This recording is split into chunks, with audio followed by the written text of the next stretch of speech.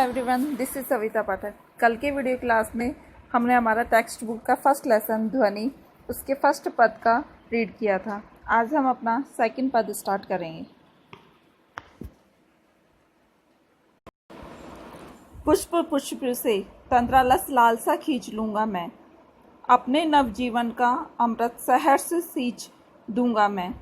द्वार दिखा दूंगा फिर उनको, है मेरे वे जहाँ अनंत, अभी न होगा मेरा अंत। देखिए, प्रस्तुत काव्यांश हमारी पाठ्य पुस्तक वसंत में संकलित सूर्यकांत त्रिपाठी निराला द्वारा रचित ध्वनि नामक कविता से लिया गया है।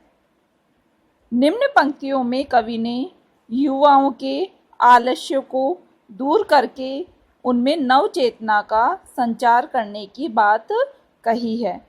अर्थात वो अपनी कविता के माध्यम से युवाओं में उत्साह और उमंग भरना चाहते थे।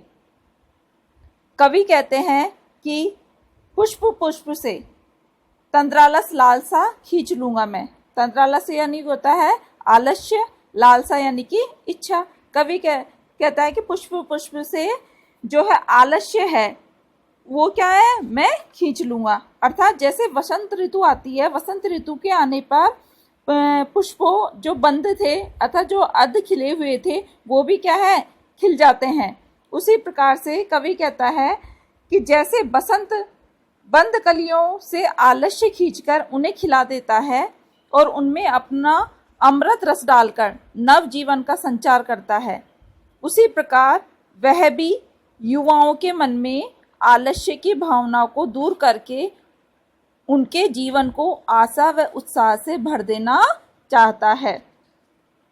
अपने नवजीवन का अमृत से कवि का तात्पर्य है, कवि ने अपने कवित्व और कविता के ओजस्वी विषयों को कहा है, जिनके माध्यम से वह युवाओं को प्रेरित करना चाहता है और उन्हें उज्जवल भविष्य की ओर अग्रसर करना चाहता है।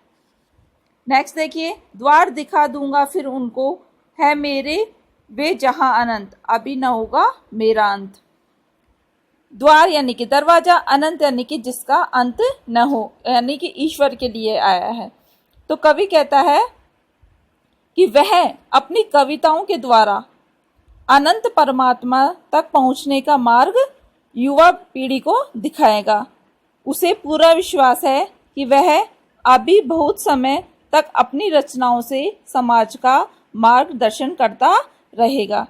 द्वार दिखाने से कवि का आशय है सुपथ से, अर्थात सही मार्ग पर युवाओं को ले जाने से, जिस पर सही मार्ग अर्थात सुपथ जिस पर चलकर युवा अपने उद्देश्य को प्राप्त कर सके और अपने जीवन को सार्थक बना सके।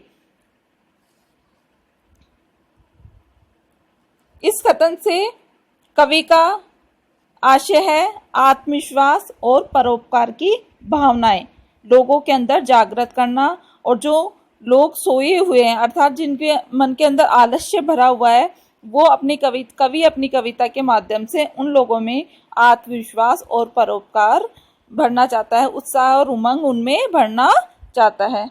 क्लियर? ये हो गया हमारा सेकंड पद कंप्लीट। अब हम इसके क्वेश्चन आंसर देखते हैं।